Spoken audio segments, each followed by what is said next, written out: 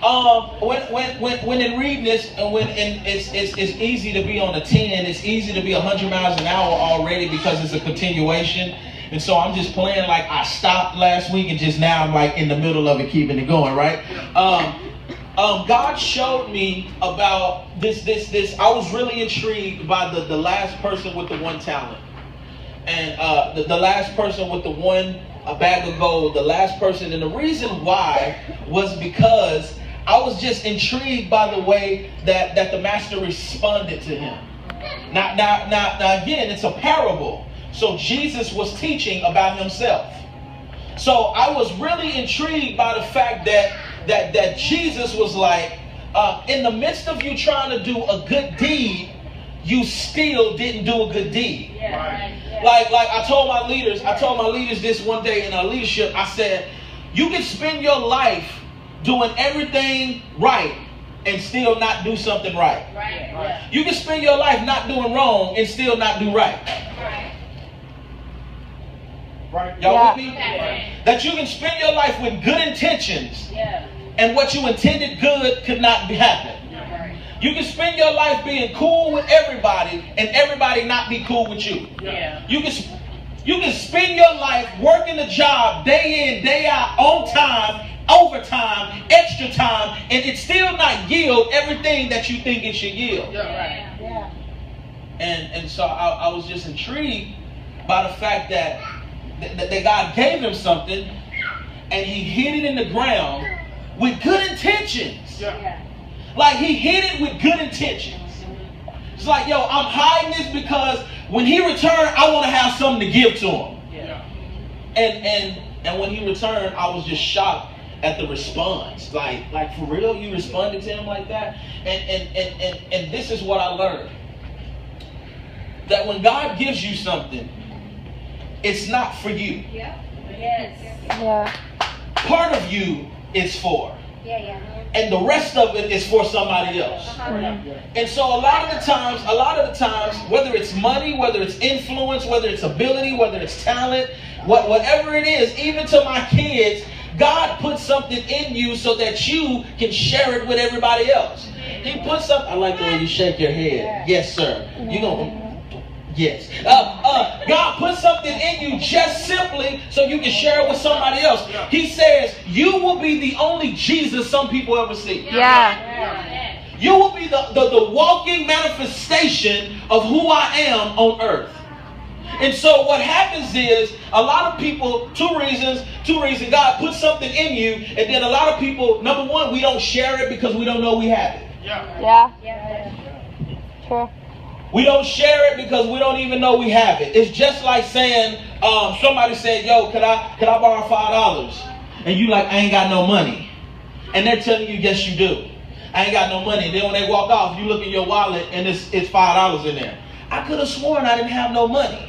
It's the same thing because sometimes people see what's in you before you do. Yeah, that's true. Yeah. It's just baby powder in here this morning, man. So I'm preaching to you. It's important to understand that there's an exchange being made, that there's a transaction that happened. That meant that you gave something to God, he gave something back to you. Now he gave it back to you, even though he put it in your hands. He put it in your hands so that you can then multiply it and put it in other people's hands. That's why in the scripture he said, hey, I wanted you to take my money, deposit it with the bankers, so that when I come back, that it'll be back to me with interest. That I'm not coming back just for what I gave you. I'm coming back for what I gave you and some.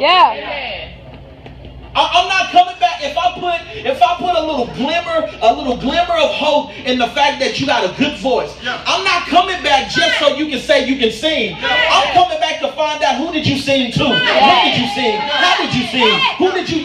That's what I'm coming back for. That you would deposit it. What does that mean? That I would take what he gave me and I would put it in somebody else. That I put it in the bank. And the only way, here we go, the only way what you put in collects interest is that you put it in and leave it there. That you can't deposit and withdraw. That you only can deposit.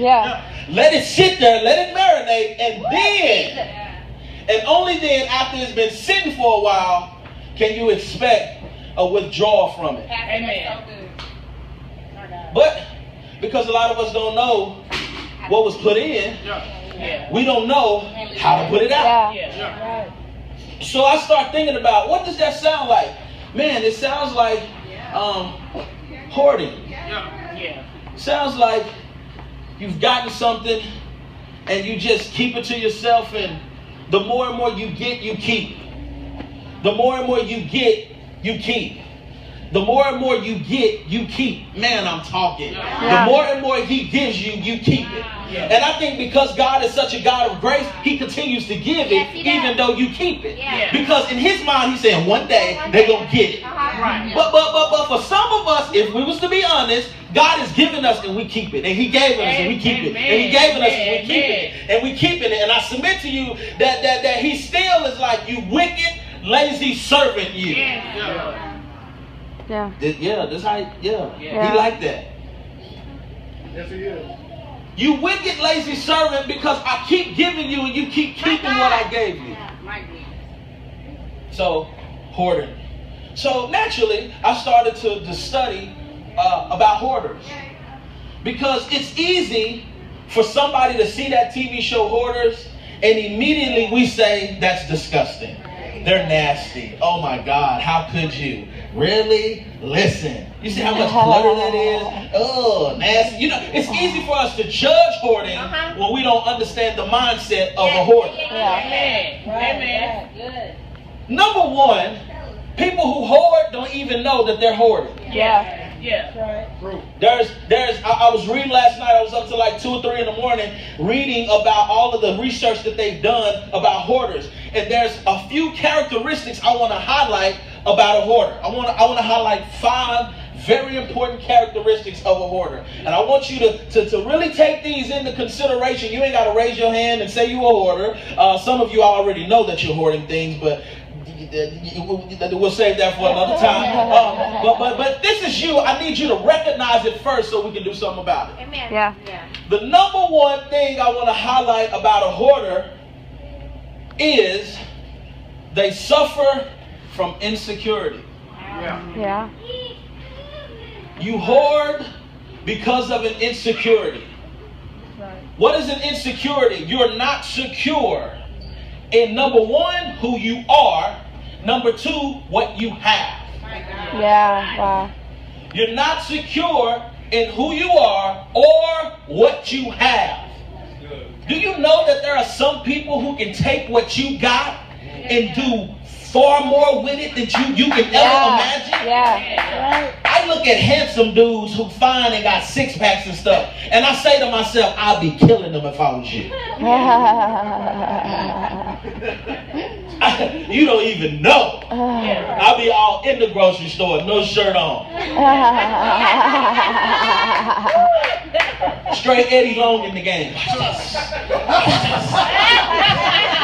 That's a joke if you know who Eddie Long is.